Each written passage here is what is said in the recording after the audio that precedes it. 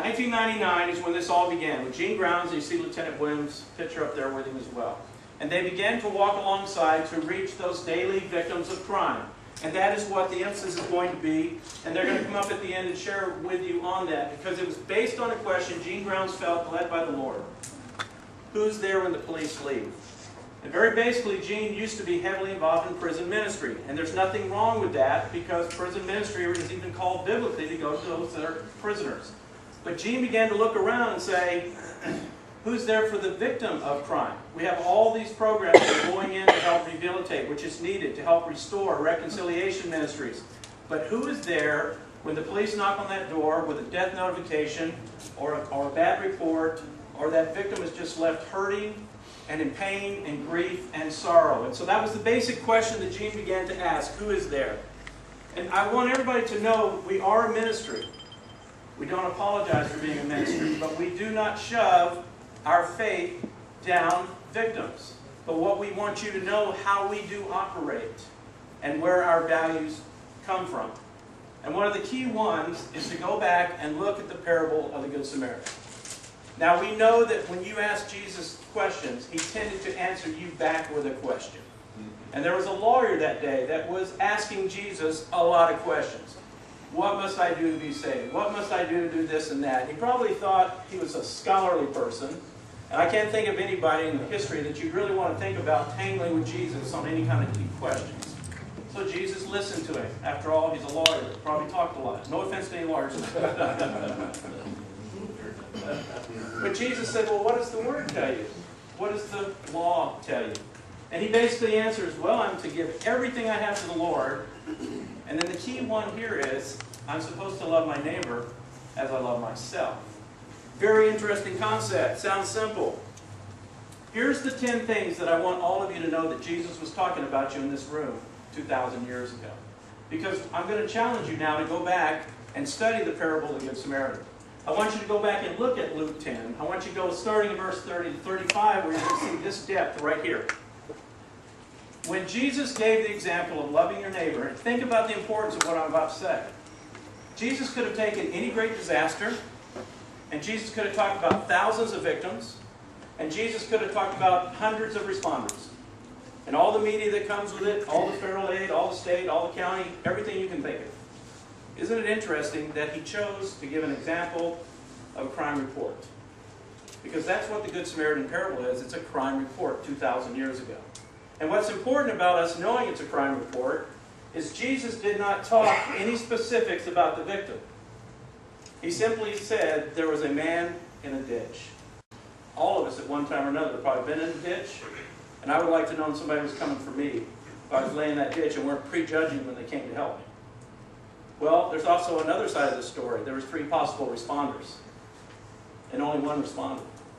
And the first 2 are actually a condemnation of the church, of religious. And that's why I want you to understand that we may be faith-based, but we don't bring religiosity to the victim. We bring what the 10 things are that you see here. You have to be moved by the very first thing the Good Samaritan was. You're moved by compassion. Christ walked the earth because of compassion. He teaches his people to be moved by compassion, to become shepherds to those that may be lost. So all of you in this room he's talking about, you're moved by compassion. All of that links up to exactly what the Neighbor's Keeper program, what the crime report was about. It's not just about the crime. It's not just about the apprehension. It's about what are we doing for all of those people hurt by crime. And it's not just about writing a check, and it's not just about letting them know their rights. There's a holistic approach, which is what Neighbor's Keeper is going to do. Just from 9/11 to 2013, we have now been involved in 152 major deployments, including the Japan earthquake, the Haiti earthquake, on and on and on, from the Joplin to Mississippi, Alabama, to, of course, Katrina and Ike and Isaac. It goes on and goes on and goes on, including the tornadoes that ripped through Dallas-Fort Worth just a little over a year ago. So we do walk into the ground zero of debris, and these are some of our disaster partners that we serve with, that we can bring to aid you in this county should, unfortunately, a tornado or some great event occur. Just so you know, in Salvation Army, to show how well embedded we are, if you look very closely at the driver in a Salvation Army emergency vehicle, you'll see they're wearing a yellow shirt.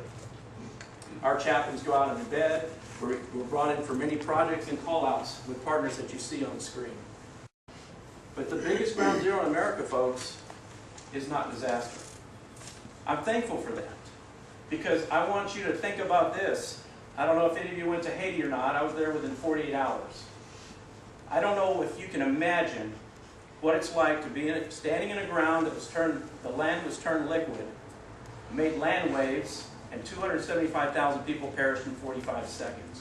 That means the population of Cleburne repeated over and over and over is the devastation until it reaches 275,000. That's not counting wounded, and that's not counting those that died from wounds over the next few agonizing months. I'm glad we have not had those numbers here. But we do have numbers very similar, unfortunately, inside of the crime. And that's why, again, it's a reminder of Jesus gave that knowledge 2,000 years ago when he called the attention to a crime victim. Law enforcement knows these statistics. Every 3 seconds, just in the time I've just said, every 3 seconds there's been 2 more victims created in the United States. It adds up, folks, to these numbers where you see a child is abused every 36 seconds. There's a domestic violence every 18 seconds. There's a rape of a woman every, look at the numbers here, every 5 minutes. Murder every 21 minutes. Now, fortunately, from talking to the deputy chief yesterday, this city does not have a huge homicide rate. But in our nation, just to put it in perspective, and I appreciate the sacrifice of our troops, 10 years of active combat. In Afghanistan and Iraq, we lost about 7,700 troops. In the same 10-year span, 150,000 Americans were victims of murder. Into 1 million crime victims every month. 12 million crime victims every year. And these are reported crimes. I cannot imagine what the unreported must add up to. Can victim relief handle 1 million victims a month? The obvious answer is no. But that doesn't mean that we don't try to build a system and a network and awareness and come in partnership along chief of police, along with sheriffs, along with constables, along with victim services, along with any agency that says, help us help the person in the ditch. Help us do something on those 10 steps that were just taught in the parable of the Good Samaritan. And so, folks, I want you to really know that victim relief, known for disaster response, known for crime response since 1999 with the Dallas Police Department, is really pushing a network called the Neighbor's Keeper.